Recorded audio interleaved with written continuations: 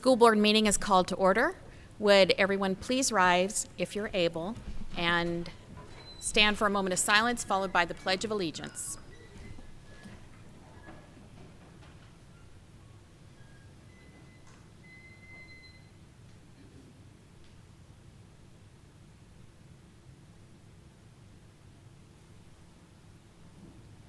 I pledge allegiance to the flag of the United States of America and to the republic for which it stands, one nation, under God, indivisible, with liberty and justice for all.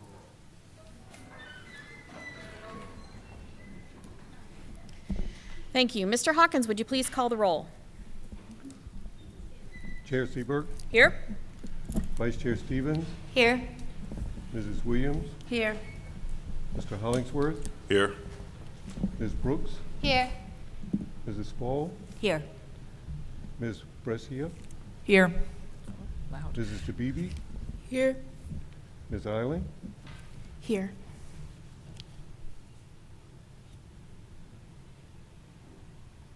Thank you. Tonight, if anyone would like to speak to citizens' comment, we have a sign up right up front. Just come on up and put your name down if you'd like. That will be later on the agenda. Can I get a motion for the agenda? Chair, I move that the School Board of the City of Manassas approve the public meeting agenda as presented. I have a motion by Vice Chair Stevens, second by Mrs. Brooks, that the School Board of the City of Manassas approve the public meeting agenda as presented. Is there any discussion? All in favor? Aye. Any opposed? The motion carries 7-0. Superintendent's announcements and spotlights. Mrs. Al Radford will present this evening our spotlights. Yes, I will. Thank you, Chair Seberg. Good evening, other members of the board, and good evening to everyone that has joined us on tonight and for those that are viewing remotely. I am here to share one spotlight and an announcement. So at this time, we're always excited to be able to bring some of our students and our staff here during our school board meetings. And tonight we are doing a focus on our fine arts department from Metz Middle School. So I'm happy to welcome Mr. Bill Stevens, who is the director of bands there, to share some information about a recent competition that some of our students participated in.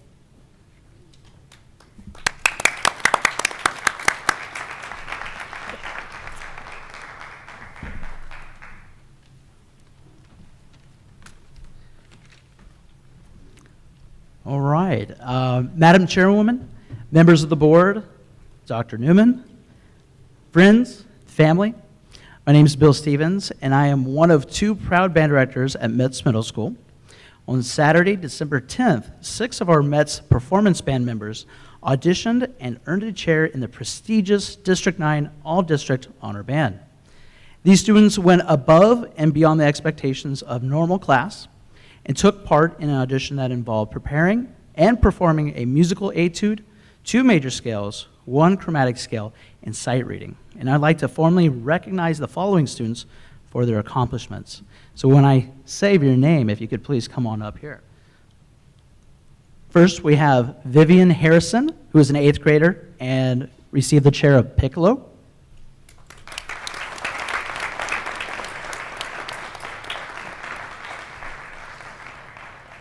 Colin Supfin, 8th grade trumpet.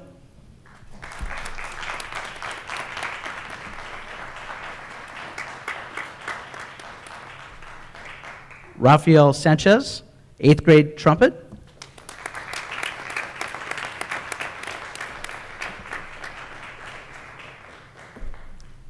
Yanni Mans, 7th grade tuba.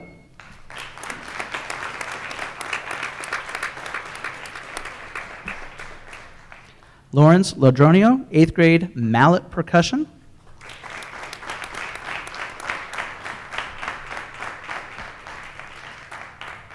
And Jude Lopez, 7th grade snare and accessories.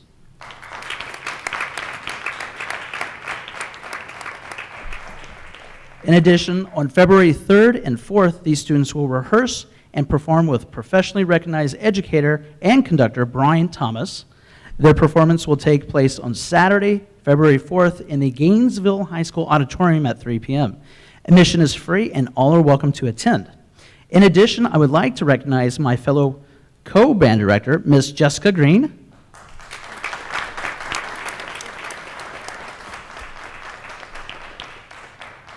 Ms. Jessica Green agreed to take on the co-chair position along with me for the district audition event, which included about 500 plus middle school and high school students that came from Manassas City, Manassas Park, and the Prince William County School bands.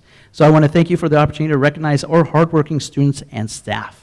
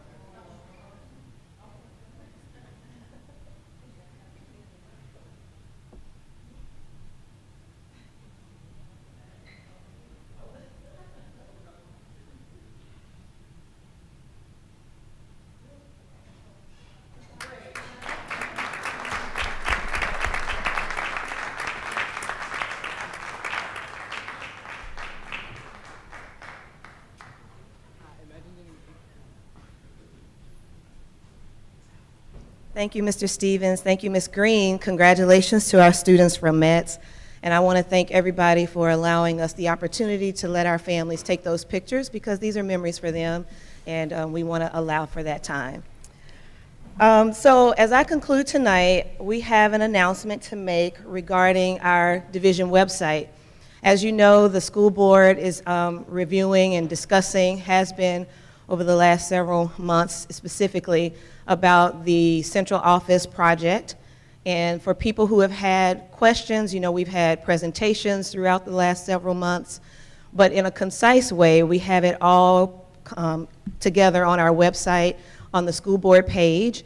And I believe we have a link that's accessible for that, if Mr. Hawkins can assist with that now.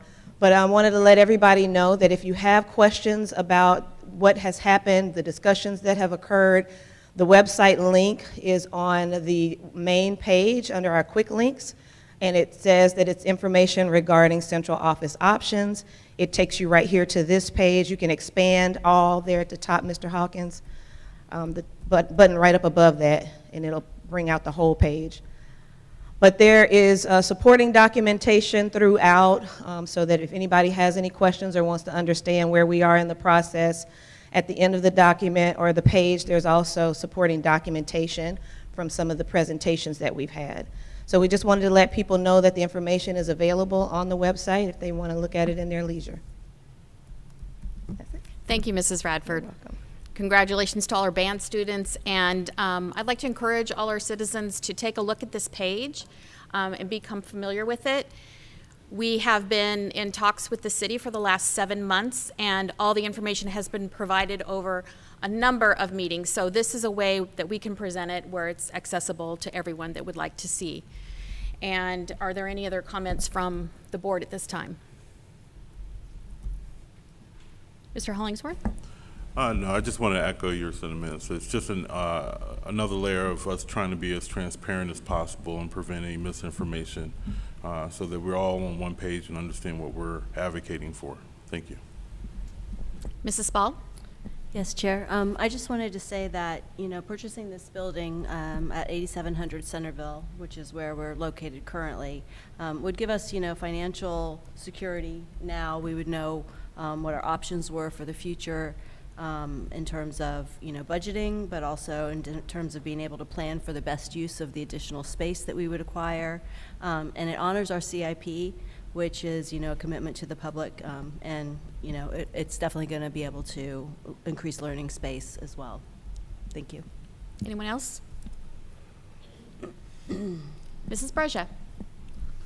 So I was not on the board when all of this was put together. This is great, very helpful to have this all in one spot. I hope that it helps. I did not get a chance, like I said, to work on this, but I do support the purchasing of this building.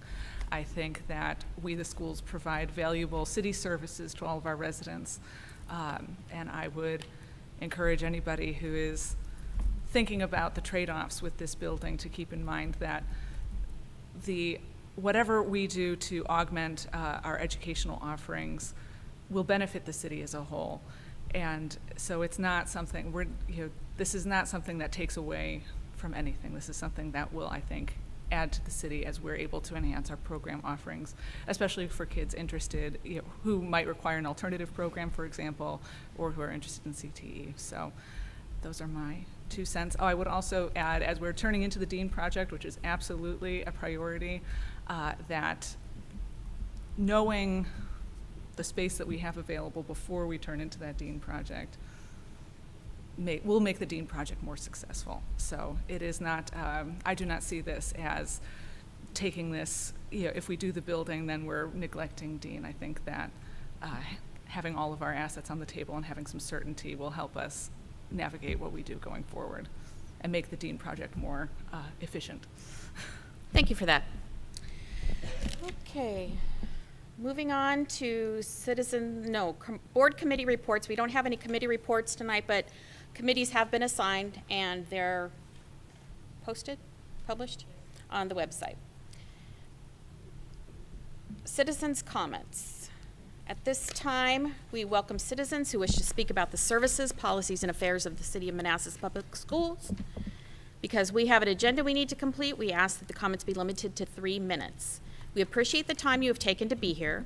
We treat citizens' comments as a public hearing, and we do not engage in conversation with speakers.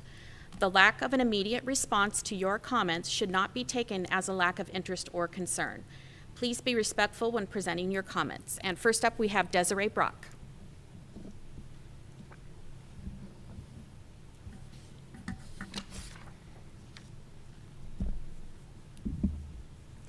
Good evening, ladies and gentlemen of the board. My name is Desiree Brock, and I'm a junior at Osborne High School.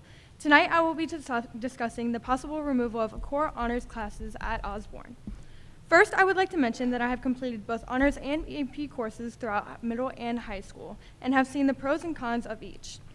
It is being said that at the start of the 23-24 school year, honors classes will be dismissed due to them not being more vigorous than general education classes. While I understand how an outsider looking in can come to this conclusion, I believe that the pace of the curriculum as well as the academic drive of students in an honors level course differs substantially from a general education course. I believe that students should be surrounded with peers that learn concepts in similar ways and at similar paces as themselves to maximize their potential. Excuse me. Taking away honors courses also potentially destroys a student's chance of appearing more credible to college admissions, being that surrounding counties do have that honors option. From my understanding, the push for this new change is to influence students to take AP and dual enrollment courses.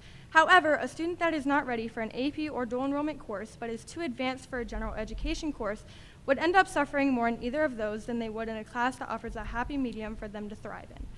I ask that rather than getting rid of honors courses, you should instead modify them to be tailored to offer a wide spectrum of learning styles and paces for your students who all learn in different ways. Students have the opportunity to take courses that are Students should have the opportunity to take courses that are fully compatible with their learning styles and should not feel trapped in an all or nothing situation. That is all for me tonight. Thank you for your time. Thank you, Ms. Brock. Is there anyone else that would like to speak this evening? Anyone at all? Okay, moving on. Consent agenda, can I get a motion? Chair, I move that the school board of the City of Manassas approve the consent agenda as presented. I have a motion by Vice Chair Stevens, seconded by Mrs. Brooks, that the school board of the City of Manassas approve the consent agenda as presented. Is there any discussion All in favor? Are there any opposed? Motion carries 7-0. Tonight on the discussion agenda, we have student achievement updates. Mr. Craig DeFeller, Executive Director of Student Achievement, and Ms. Katie Keegan, Director of Professional Learning, will provide information on the key components of a cycle that works.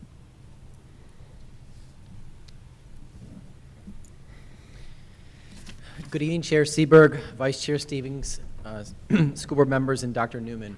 Ms. Keegan and I will share additional information about one of our main priorities this year as highlighted in the strategic plan, A Cycle That Works. As we shared during the presentation last month, A Cycle That Works in Manassas City's approach to professional learning communities based off the work of Richard and Rebecca DeFore. There are 4 questions that guide the work of a collaborative learning team, or CLTs, and you can see those listed outside of the cycle. The cycle consists of 4 components that are interconnected and collectively focus on student academic success. We spent the first quarter focused on unpacking standards and framing instruction. As we prepare to move into the next 2 components of the cycle, we would like to share the goal state that drives our work as we move throughout the implementation of this cycle. This is the goal state that we are working toward once all components of the cycle are in action. Some of the key words here are committed, systematic, engaged, and collaborate.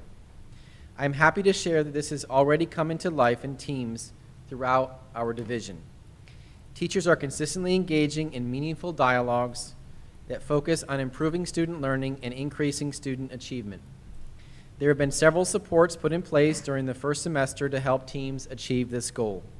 One of those being the instructional facilitators that we highlighted during last month's presentation. I'm going to ask Ms. Keegan to share more about additional supports in our plan moving forward.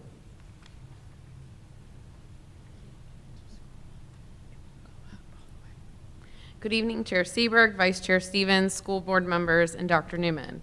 As we began to implement a structure for professional learning communities, it was important for us to identify key documents that would guide the work and roles within the teams to carry out the various tasks.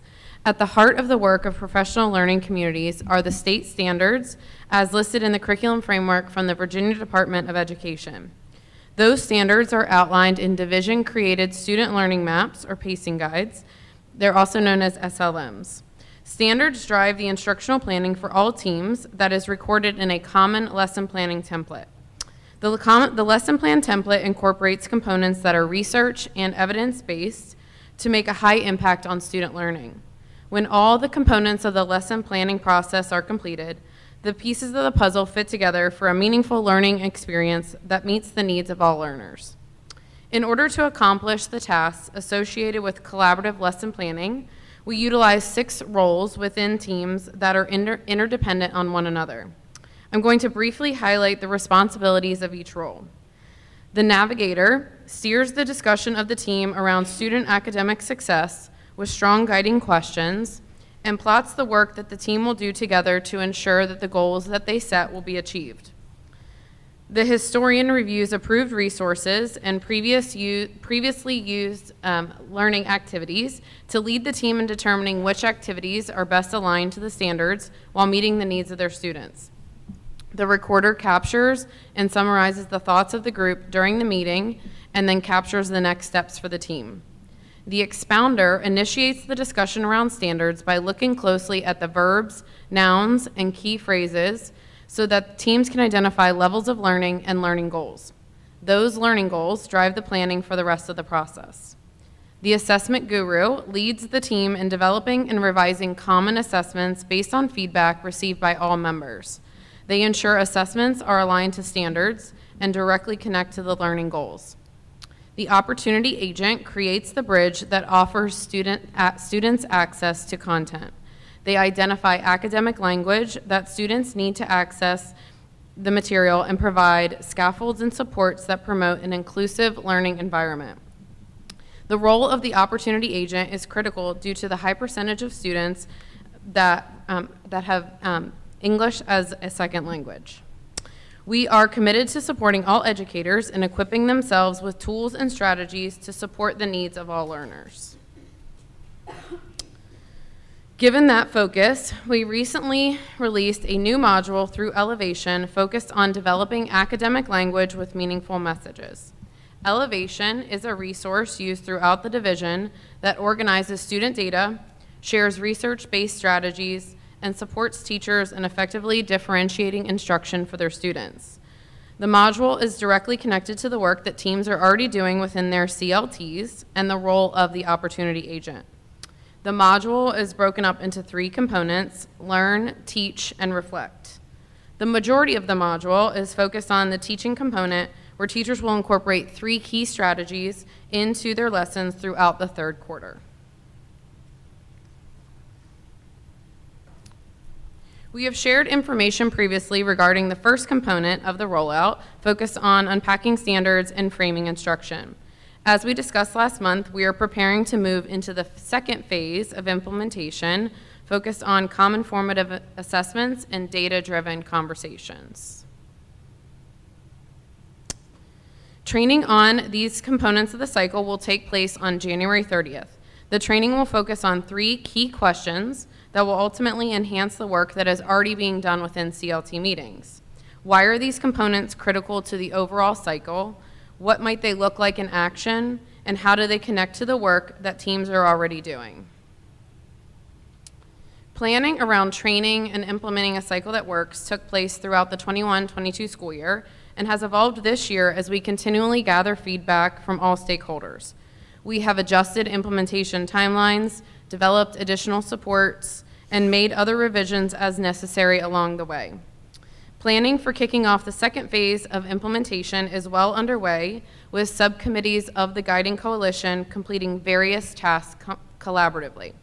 For example, the training subcommittee, will be working on reviewing training materials and providing feedback, while also managing the logistics that are involved with a division-wide training that will be held on January 30th.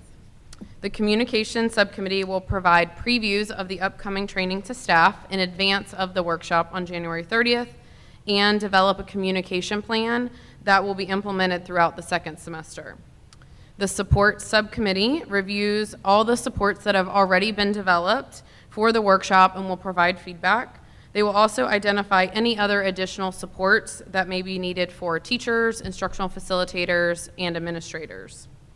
Our Benchmarks of Success and Monitoring of Implementation subcommittee is working on identifying a tool that teachers, instructional facilitators, and administrators will be able to use to monitor progress throughout implementation.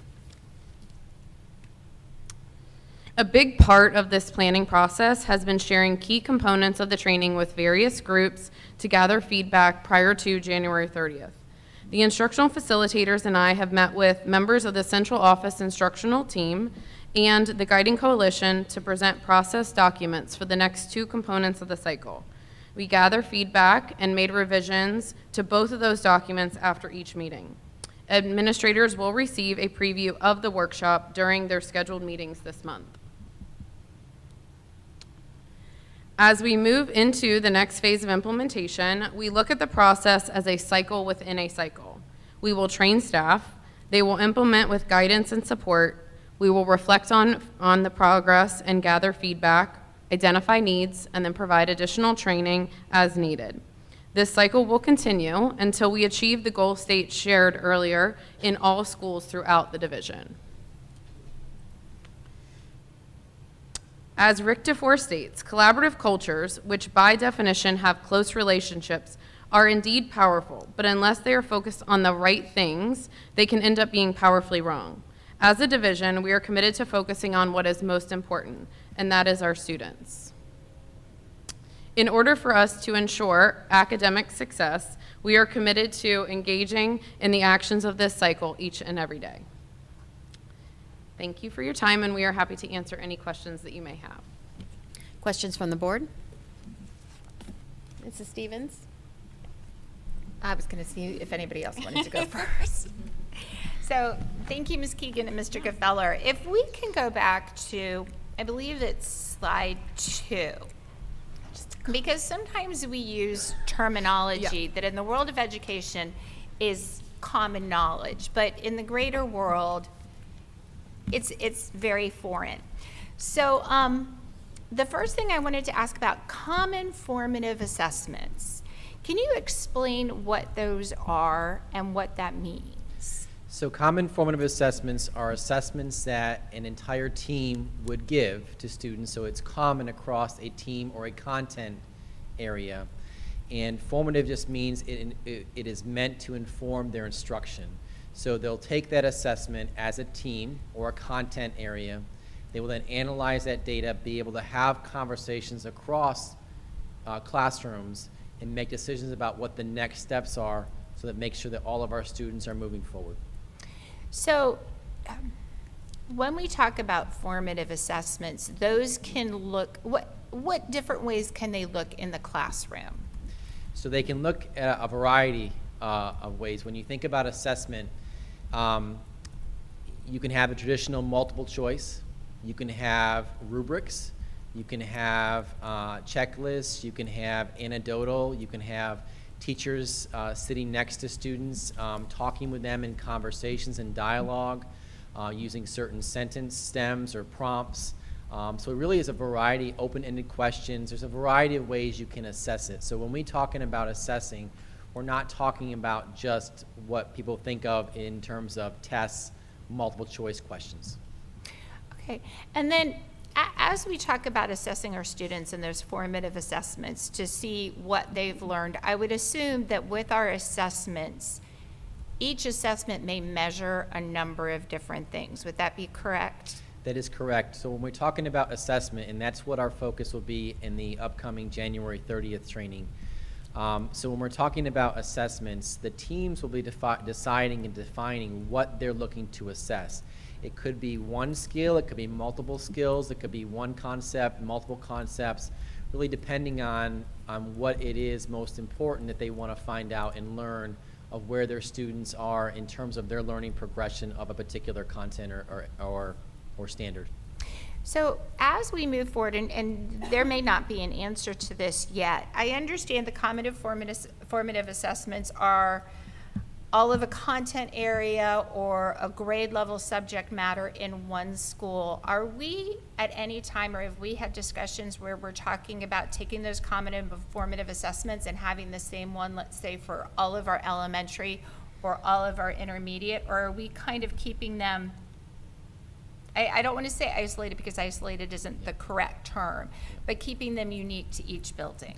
So we are, and in fact, we have started the conversations within the last couple of weeks about looking at really what you're talking about is benchmark assessment so that we can make sure that we have consistency across our school division in learning how students are progressing in each of our buildings. So we are talking about that, unit assessments, common assessments across the division, so we are. And then as you're developing assessments, all of the assessments, whatever form they may take, whether it's through observation, through tally, through interaction, open-ended questions, multiple choice, whatever it is, that's coming, the assessment itself isn't coming, but what the assessment is measuring is coming directly from the VDOE, Virginia Department of Education, Standards of Learning Curriculum Framework, correct? Correct. So what we have been focused on this, the first semester, not in the first semester anymore, we've been focusing on really unpacking what those standards mean, what is expected of us from the Department of Education, and now the next step is really looking at and making sure, not that we haven't been doing it, but we want to do it in a more focused way to make sure that our assessments are aligned, number one, with what the standard means, but also at the rigorous level that's expected of the Department of Education. And we use our curriculum documents, our curriculum frameworks to make sure that that is in alignment. Okay, great. And then the student learning maps. I believe, Ms. Keegan, you said they're a pacing guide. Can you explain what a pacing guide means, or what the student learning map means to a parent Yes, so a student learning map is really a document that pulls the standards from the curriculum framework from VDOE and really paces them out over the course of a year into units, so which standards would naturally connect together into these units of study. And then they even go into much greater detail for our teachers around potential activities, vocabulary, and so they really use that to guide their lesson planning. So it's an additional resource that our teachers access when they're planning, in addition to the curriculum framework. It's aligned to the curriculum framework and the standards, but it just helps them to kind of pace it out throughout the year.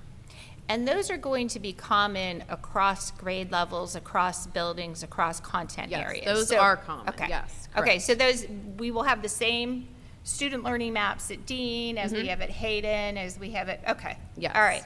And I probably, I think this is my last question, and I always have questions. We've just started using instructional facilitators. Can you describe or explain what they do? Because I sometimes feel as though coming from different sources, we think they serve a different purpose, and kind of what a week for an instructional facilitator might look like. Yeah, sure. So instructional facilitators, their main goal is to empower teams to effectively collaborate. So they are actively participating in all CLT meetings throughout the week, but they also meet individually with teachers one-on-one to help them to fulfill the responsibilities of their role. So for example, this semester we really were focused on unpacking standards, and so they worked really closely with our expounders to help them to get a really deep understanding of the standards so that they could lead that work with their teams. And so we're really trying to build capacity within our teams, and by using them as the drivers of that work. So they also will go in and push into classrooms with teachers and support implementation of the lesson plans that are created within the CLTs. They also work very closely together as a team to provide supports division-wide. And I will say that's been a great benefit this year of having them, is that we've been able to have really consistent messaging throughout the division. They're able to get together to talk about challenges. We're able to adjust as we need. We're able to make supports that are needed. And it's all been really systematic throughout the division. So it's a blend of them working individually with teachers, with teams, meeting together as a group as well, also with our content coordinators to ensure alignment with the instructional team at central office. So their week looks very different each week, but I would say the one thing that does remain constant is that they are in CLTs with teachers and working side by side with teachers. So if I was a teacher, and I don't want to use the term struggling because I don't think struggling is an appropriate term, and I was stuck on maybe a learning standard, and I was really struggling to help my students master that, and I wanted to get the support of an instructional facilitator, how would I do that? How would I go about doing that? Well, they work so closely with the instructional facilitator. I would be confident that any teacher would feel very comfortable going right to their instructional facilitator and asking them to come in and co-teach with them. But I will say a part of this process has been that teachers collectively have been able to have really deep dialogue around the standards. And I know when I'm in meetings, I often hear teachers say, like, it's really helping them to get that deep understanding to help when they're implementing. But our instructional facilitators do also go into classrooms and are happy to co-teach with teachers as they're implementing the lesson plans that they've built. Okay, and then, and this goes back to CLTs. Roughly on average, how many CLTs are instructional facilitators supporting throughout a week? Yeah, so that just depends on the school, but I would say on average at our elementary schools, there are 5, so 5 grade levels, and right now each of them, they meet 2 to 3 times a week, just depending on the school. And so that's really how the number of meetings will unfold. At the high school, at our secondary, it's a little bit more, as they have many more CLTs, and so they're able to work by departments and able to go to meetings in that way, but their numbers might be different each week. Okay, all right, well, thank you for those answers. I think they're very helpful, so thank you. Good questions, Vice Chair Stevens. Mrs. Williams. Thank you.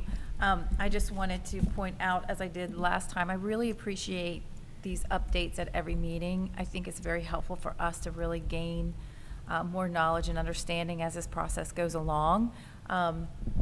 It's a lot of work, I know, for everybody, and I also appreciate. I just wanted to point out I want people to understand that as you go through this process, not everything has to be set in stone. As you go through it, you do get the feedback, and you're more than willing to adjust as adjustments need to be made. And so I appreciate all that as well. Thank you. Thank you, Mrs. Williams. Anyone else? Mrs. Brescia. Yes, I have a whole bunch of questions, and I was hoping to go last because I wanted to make sure everybody else had a chance to maybe get the questions I have answered. This is a similar kind of situation where I have not been working on this for as long as you guys have been working on, so if I tread over some old ground, I did try to look this up in board docs and do my homework on it, but I apologize if that happens. So my first question is, a cycle that works, what did this replace? Did we have a system that this was replacing? And if this was replacing a system, what problems were we trying to solve? So I don't know that it was replacing any system. And when you look at teams were working together before we started the Cycle That Works, and they were collaborating and they were meeting together and talking. And so the purpose of the Cycle That Works really came into place to provide structure and provide more structure so that we can have very productive conversations around standards, around understanding the standards, and also trying to make sure that students across grade levels, across content, were having experiences so that it didn't depend on who they had as a teacher. And so this really was to wrap around the standards to make sure that teachers knew what was expected of VDOE, and that we were monitoring learning, that we were teaching in a way that our students were able to move forward. And so when you look at how we're really trying to address it, it really comes back to our student achievement. And the whole thing, this whole process is to impact student achievement in a very positive way, so that we can move our students forward to where we expect them to be, especially coming out of the pandemic when we have so many of our students that have learning loss. This is a way that we can systematically approach learning loss of our students across the division. Okay. And so we are expecting to see the fruits of this bear out in our test scores, essentially, is what we're hoping to see. I think we're hoping to see the fruits bear out in test scores, but I think it's also, we're hoping to see the fruits of our labor in monitoring through reading levels of students, through our PALS data, through our assessments over the course of the year. So I don't think it is just about the test scores at the end of the year. We're hoping to see the learning of our students increase. We're also expecting to see the rigor of our instruction to increase as teachers become more familiar with the standards of learning, of what is expected of our students. We want to make sure that we are teaching and ensuring that there is rigor in our classrooms and providing more opportunities for our students to be successful. Gotcha. Speaking of rigor, Yep. I have heard feedback out there in the community that, and this is, even outside of running for office, this was investigating our own options for our kids Sure. for going into school. And I heard a lot of people say some variation of the story. Well, we tried the local public schools, but they spent 3 weeks on the letter A, and my child was already reading when they entered kindergarten, and I did not feel like this was a good fit for us because they already knew what sound the letter A made. And so I see here the bright orange, or no, the green, the little green, how will we extend learning for students who are already proficient? I'm wondering if you could just speak a little bit more about how you're hoping to address both the kids who need 3 weeks on the letter A and kids who enter, for example, kindergarten reading. Yeah. So I think it's a really good point. So we have, we have diverse learners in all of our schools, right? And we have, in classrooms, we have students who need additional support. We have students who need to be extended.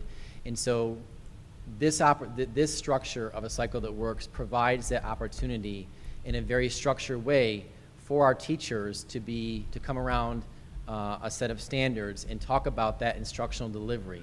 And so when we talk about, in the Cycle That Works, the framing of instruction, really what we're talking about there is the instructional delivery of our students. And so as part of this planning process that teachers are engaged in, with the support of our content coordinators, with the support of our instructional facilitators, this in a very deliberate and intentional way leads to plans that are differentiated, because one size does not fit all.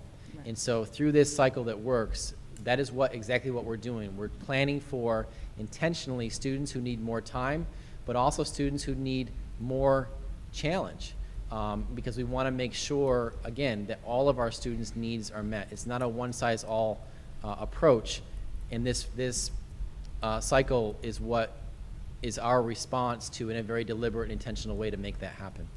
All right. And so when we do, if there ever is, I mean, obviously the upside of a collaborative environment is that everyone's on the same page and people are, you can make the experience more uniform in a way that is good, you know, that lifts everybody up.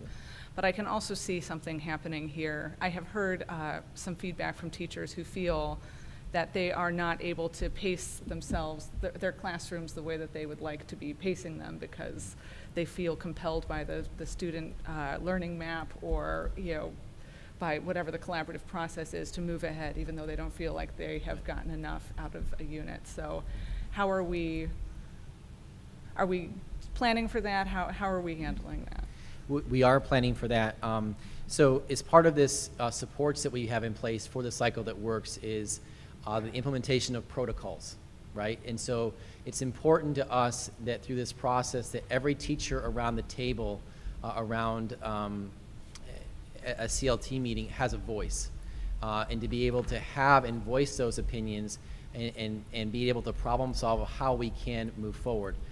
We also use a very intentional lesson planning template, and I'll ask Ms. Keegan to talk about that, in which we are using that to make sure that we're hitting the components of all of our what we know best practices are that make a difference for moving students forward. So if you just want to mention. Yeah, so through that lesson plan template, they're able to come together and identify the best strategies that they can implement within their classroom. And they do talk about timing and pacing, and if there is a need to go back and reteach something, they work together as a team to identify ways in which that they can do that. So that might mean, you know, flex grouping across teachers of gathering all the students that might need some remediation or reteaching, and then potentially taking students that might need some acceleration or enrichment.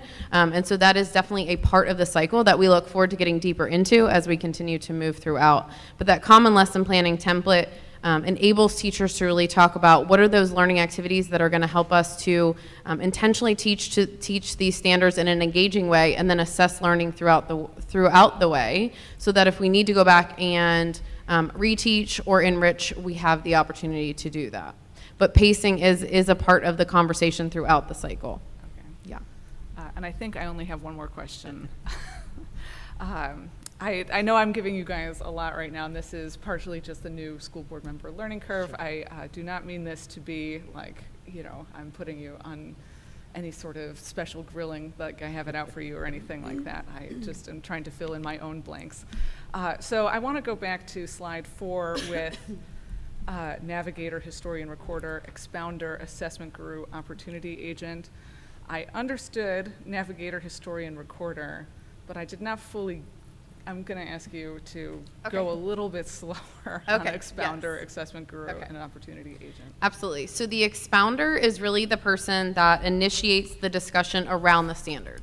So before they even engage in the planning process, the expounder is the one that goes to the curriculum framework from the VDOE, pulls the standards out, really unpacks the standards for the team. So they dig into the verbs, they dig into the nouns and the key phrases that help them to identify those learning goals. And by doing that, they're able to identify what is the level of learning that we're going to need to get our students to. And so that discussion is really all led by the expounder. So they really get a deep understanding of the standards, and then they support the team in having that deep understanding as well. And that's a critical step to this process. That's why we spent the whole first semester really focusing on that, because it really drives the work of the rest of the cycle. So that's the expounder.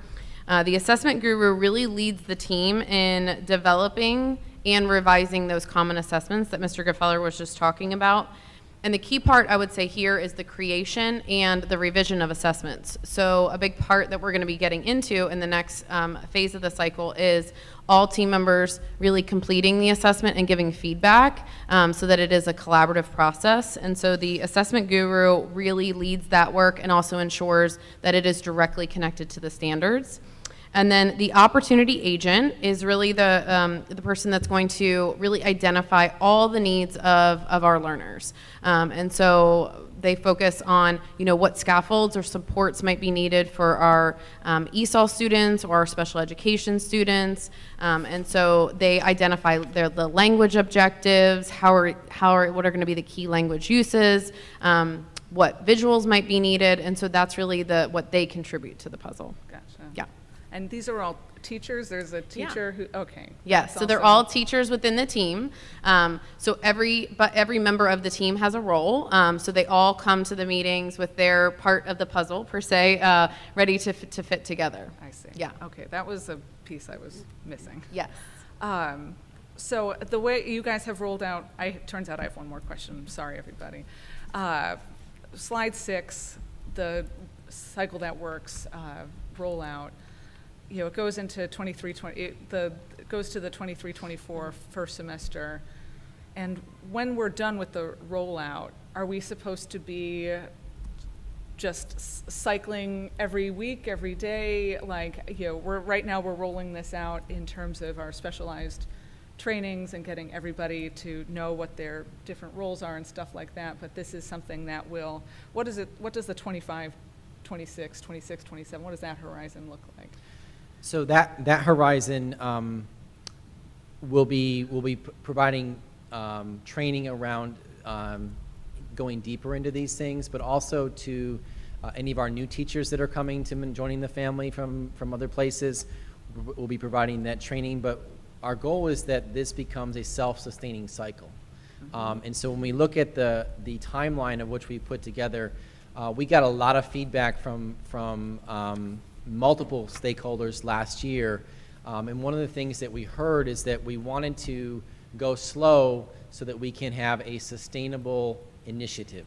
What they didn't want, the feedback that came back to us very loud and clear, is we didn't want to have a one and done. We did not want to have and just train and then we're on to the next thing in the following year. And so our focus will remain in 25, 26, 26, 27, the cycle that works. And so as we think about aligning the school division, aligning our professional learning, aligning our work and how we're supporting teachers, it will be tied back to the cycle that works. Thank you for your patience and your thoroughness. Thank you. Mrs. Spall? Sorry, I just have a really couple quick ones. The Guiding Coalition team, does that include teachers? That is, yes. The original guide, there's two guiding coalitions. We've expanded our guiding coalition. Okay. The original guiding coalition had 29 individuals on it. 20 of the 29 were school-based. Okay. And so we have now added additional members to our guiding coalition. We just had our first meeting last week on January 3rd, and it's up to 52. Okay. And those were all teachers that got added to that group of 29. So it is the majority are teachers that are a part of that guiding coalition. Okay. And on page 9, you just talked about feedback sessions. How many feedback sessions did you have? So feedback going back into last year. So we provided a training in the cycle that works to all of our literacy coaches, our math coaches, our assistant principals, central office staff, and each of those came with a feedback session. Okay. After the trainings. And then we had Guiding Coalition where we talked with them about, kind of the plan moving forward, got feedback from them. So I don't know how many numbers of actual feedback sessions like since rollout this year. Oh, since rollout. I guess is my question. So I would say, this year, we conducted a survey in October to gather feedback from the whole division that we shared those results last month. And then this year, really, we are continually gathering feedback from teachers through our instructional facilitators as we meet monthly, so they're able to bring all feedback, and that's why we've been revising and creating some additional supports. In regards to getting ready to roll out the next phase of implementation, the materials and the documents that we've created, they were presented to the central office instructional team, so all of our content coordinators. So they reviewed them in December and provided us with feedback, and then we just presented them to the new Guiding Coalition, the added members of the Guiding Coalition. We presented that to them last week and gathered lots of feedback from them and have made revisions based off of their feedback. So in preparation for implementation of the next phase, we've had 2 feedback sessions so far. Okay. Yeah. And so this is rolled out for ESL, special ed, this is all happening starting the beginning of this year? Yes. Correct, okay. And then just, I think that's all. That's good. Thank you. I have a couple very short questions. Well, first, I just want to comment saying thanks for explaining the roles, because the next time I have an opportunity to see a CLT, I'm going to try and see if I can pick it out. But I was wondering, do those roles change, or do they pretty much stay the same? By and large, those roles stay the same. Based on our feedback from our survey, I think it was a very high percentage. I don't know, it was well in the 80s, said that they understood their role and they did not want anything different. So Okay. we have not, but really that's dependent upon, if there is a teacher who wants a change of role, that certainly nothing is in stone. So. Okay, that'll be interesting to go in and view that. I'm going to see what I can figure out. And then I just wanted to echo Mrs. Williams' comments about the feedback, revisions, and adjustments as needed. And I really want to thank the staff that's out there that's participating in that, because that does make us stronger. So my thanks to them and to all of you. And I have a quick couple questions. Mhm. I'm Vice sorry. Chair Stevens. I'm sorry. This builds on Ms. Broch's questions.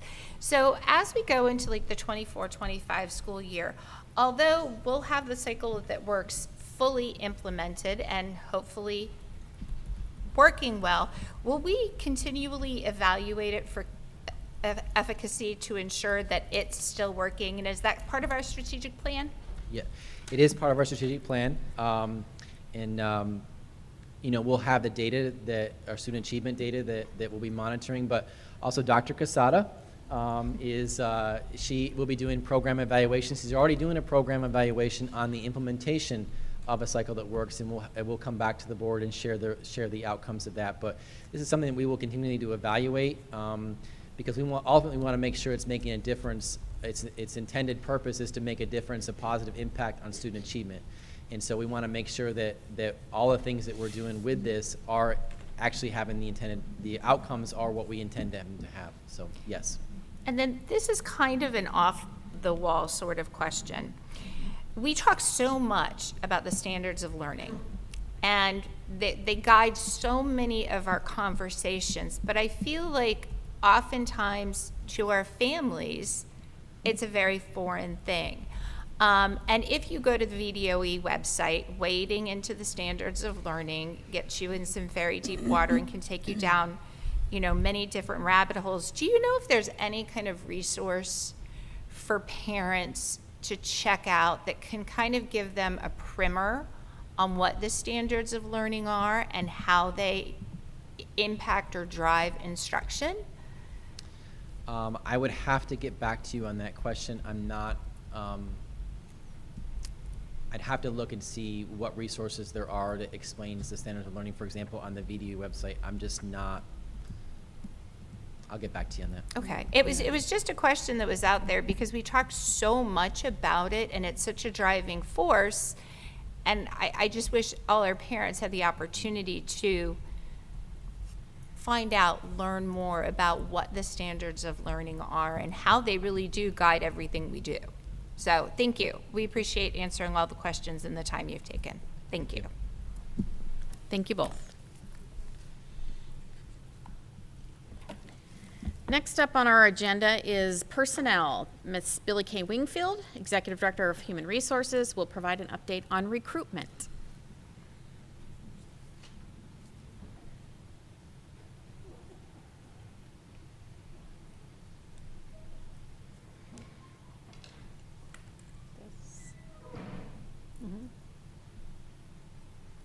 Good Good evening. Tonight I will be providing a recruitment update to the school board. In late November, we held a virtual job fair. 13 applicants were interviewed for teaching, instructional assistant, and substitute positions. Then in December, on the 10th, we held a in-person job fair at Baldwin Elementary School. Principals, assistant principals, and HR staff interviewed 25 applicants for teaching, instructional assistant, and substitute positions. To date, we've hired 2 teachers from those job fairs, and we have 7 pending teacher hires for school year 23-24. We are currently planning to have 2 live job fairs, or 2 face-to-face job fairs. We're planning one in February, and the second one will be held in March. The chart that you see identifies our current recruitment trips planned to date. We're going to be recruiting in Pennsylvania, Georgia, Virginia, Washington, D.C., and Maryland.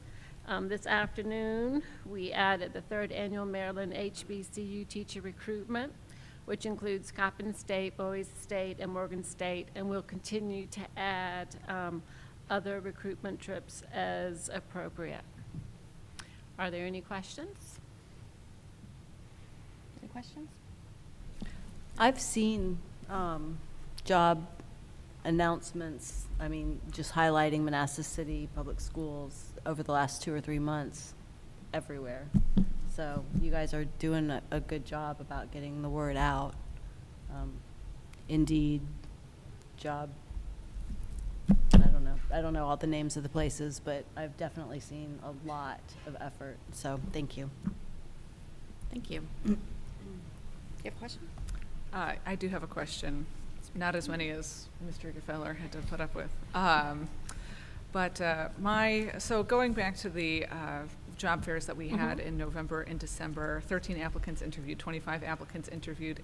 Did that meet our expectations? Were you hoping for more? Was that a surprisingly abundant amount? Just trying to get a sense of scale. Well, I know the job market that we're in, and particularly in the first semester with teachers, it's a national teacher shortage. So part of this is you prefer quality over quantity. So to have hired 2 teachers and then have the additional ones getting lined up for next year. So I would say we were pleased. Okay, good. That's good. That's great news. What does our staffing level look like now? Are we doing okay with the national teacher shortage? Are we? We are doing okay. We hired or contracted with Proximity Learning, which is distance learning, for about 9 teacher vacancies, and we created a position of classroom facilitators. Those are typically individuals who've been in the classroom with the students since the beginning of the year. They knew the students, they knew their routine.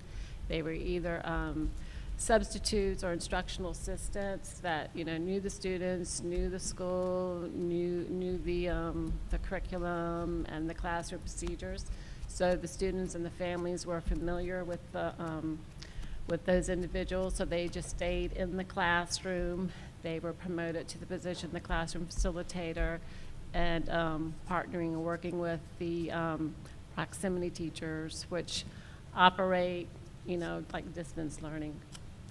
I see. So we have, I'm trying to close my eyes and picture how this goes. We have we've contracted with distance teachers that are overseeing the teaching portion. And then we have the classroom facilitators to help with instruction, and also, they are escorting students, or also working with the discipline and the classroom management. So it's a team effort. Okay. Does Proximity Learning participate in a cycle that works? Are they the navigator? Yes, they do. Okay. So I think that is The other question that I had, are we seeing any, this is a recruitment presentation, so maybe this is the wrong question to ask at this juncture. Maybe this is another presentation coming that I'm not aware of. But teacher retention, are we seeing any unusual retirement activity? I know that this is a thing that a lot of school divisions are facing just all over the place of people choosing to retire at 66 instead of 68 or, whatever it is. Are we facing a lot of that? Well, this is something else that has been coming out. It's not just teachers, but it's the baby boomers, and, full retirement in the VRS system. If you're in the first plan of retirement, plan 1, full retirement is 30. So if you began your career right out of college, you don't have to wait till you're 65 or 66. You retire at 52. Mm-hmm. So 1964, that's the last year of the baby boomers, and that's the big wave. Right. So you throw in the national shortage of teachers. So is there anything we can do to convince people not to retire at 52? Are we thinking about it at all? I think that's a complex question. Yeah. It's a complex question. Good answer. Thank you. Thank you, Mrs. Wingfield. Great update.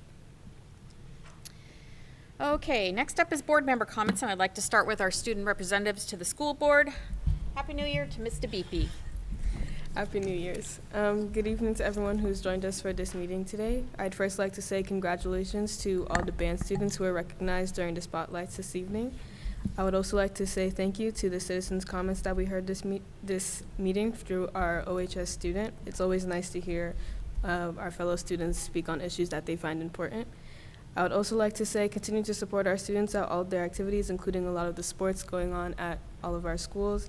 And lastly, I would like to say I hope everyone is able to start off this new semester on a good note. Thank you. Thank you. Miss Island. I just wanted to say congratulations to Mr. Stevens, Miss Green, and the band students that came out today. And I'd also like to talk about what Miss Brock was brought up today about the honors teachers, about the honors curriculum, the honors classes. A lot of the students that I have talked to have expressed their disappointment or sadness about a lot of these classes being brought back down to regular classes or having their names changed. I know that last year, some students that were ready to go into physics were a bit scared because there was no honors physics. There was just either regular physics or AP physics. And they were too scared of falling behind because they didn't understand AP physics because it would be too advanced. Or going to regular physics and having that kind of not be represented as like a great class on their college applications. Because we do know that like colleges are really competitive now. A lot of students are scared about being accepted. I have taken a lot of honors classes during my high school career, and they have been great. They've given me a lot of great experiences with the teachers, the curriculum, and the students. A lot of them have been hands-on and allowing students to just have a lot of great different experiences, whether it's with projects or with presentations, because they have been able to learn so many different things. So I wanted to say and thank you to all the people that were able to make their presentations tonight. They're really great. Thank you, Miss Island. Mr. Hollingsworth, you have comments this evening? Yes, I just want to say congratulations to all the band members that were recognized today. As a band member myself, I have an affinity for that group there. Don't hate. But I'll be at the basketball game tonight. I believe it's a whiteout, so come enjoy and make some noise with us. Thank you. Thank you, Mr. Hollingsworth. Mrs. Brooks. Thank you. I want to say Happy New Year. Welcome back to all of our staff, students, and everyone. Congratulations to the band members. That's amazing that so many of our Metz Middle School students got into that District 9 honors band. It's really nice to see all of the accomplishments across the board that we have in our schools, whether academic, athletic, or fine arts. It's really nice to see how well-rounded and diverse our community is. Thank you, as always, to our staff and central office. The work you guys do to keep us up and moving is very appreciated and very noticed. And that's all I have. Thank you. Thank you. Ms. Breja. I too will congratulate the honor band recipients. I was also a band kid, bassoon and oboe, so double wind representation, double reed representation over here. Sorry, low woodwinds and double reed. But anyway, so congratulations. I know how hard it is to get into to be selected for honor band. So congratulations on everyone who went out for that. Good luck to the basketball team tonight, and it's a real honor to be up here on the dais, my first meeting, my first regular business meeting. So thank you to everybody who made it possible. It's a real honor to be up here. Glad to be joining all of you guys. That's it. Thank you. Mrs. Spall. I pretty much would just echo what everyone has said, so thanks to band. Thanks to Desiree for coming out and talking about her issues. Thanks to the student liaisons for further expanding on some of the things that might be happening at Osborne. We're here to help you, so we appreciate you guys speaking out. And Happy New Year, and I'm looking forward to 2023 with all of my fellow board members and to serve the community. Thank you. Thank you, Mrs. Spall. Mrs. Williams? Thank you. I also echo the congratulatory comment to our honors band. The recognition is truly an honor. And to Mr. Stevens, it's got to be so exciting to have so many of your students being recognized with such a high honor. And I also concur. I appreciate Ms. Brooks' confidence to come up here and speak in front of us. We really listen to people who speak to us, and I would actually like to see more of that, so I really appreciate her comments. And I want to welcome Ms. Brescia. Thank you for volunteering your time, your effort to our schools here at the City of Manassas. We are a really good school system, and we appreciate your knowledge and your expertise you will bring to the board. I would also like to invite and make sure everybody is aware of the MEX curriculum night. It's a family night on Wednesday, January 18th, beginning at 6 o'clock. And I would like to open it up to not just middle school students, but why not if you're considering starting kindergarten, starting first grade, so you really come here understanding all of the opportunities your students will have at Manassas City Public Schools. So please come and share that information with anybody you know who has children and at any age level. And then I've got to just point out, winter sports are almost coming to an end, and we've got a lot of senior nights coming up. So look at the website, check them out, and come support our seniors throughout the winter season senior nights. And that's all I have tonight. Thank you. Thank you, Mrs. Williams. Vice Chair Stevens. Thank you. First, I want to say how much I appreciate, and I think we all appreciate, when we have students who have the courage to come up and speak in front of us. Your voices are really quite important because everything we do is for you. It's for your future. So when you either come and speak at a board meeting, you stop and talk to one of us at an event, or you send an email, I think I speak for all of us when I say we listen.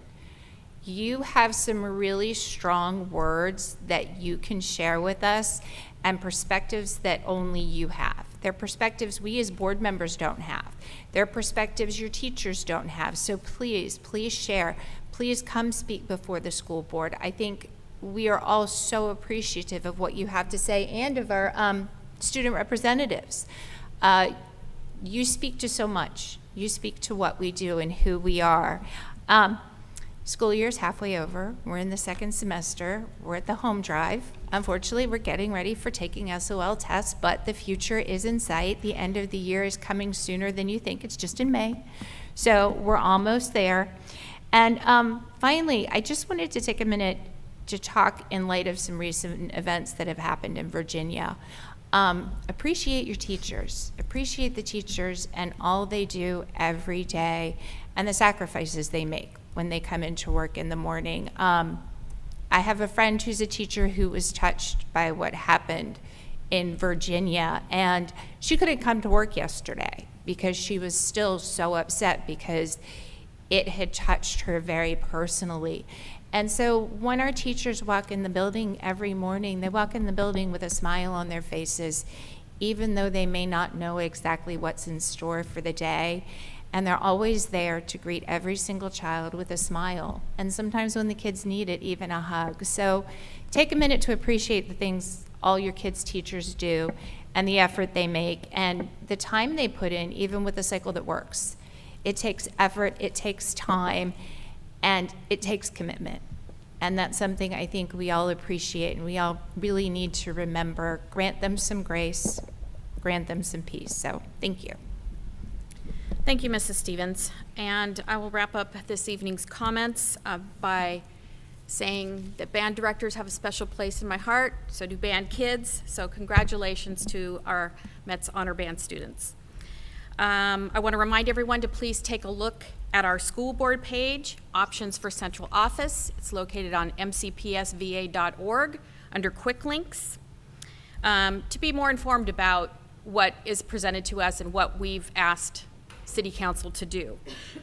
I also would like to unofficially authorize extra credit for Desiree that spoke tonight because her civics teachers, if you're watching tonight, I think it was a really important thing to do, and that's what this is all about, is having your voice heard. So we appreciate Desiree coming to citizens' comments and speaking to that. And lastly, I want to say that the school board, we receive lots of emails from people, from citizens, community members, and unfortunately we received a letter recently that contained anti-Semitic comments, and I just want to say that we do a really good job in responding to our citizens. But if I received hate-filled mail, I am not going to respond to it. So please keep your correspondence respectful. That's all I have to say. May I get a motion, please, to adjourn the meeting? Chair, I make a motion. I move that the school board of the city of Manassas adjourn. Second. I have a motion by Mrs. Brooks, seconded by Mr. Hollingsworth, that the school board meeting adjourn. Is there any discussion? All in favor? Aye. Any opposed? The motion carries 7-0.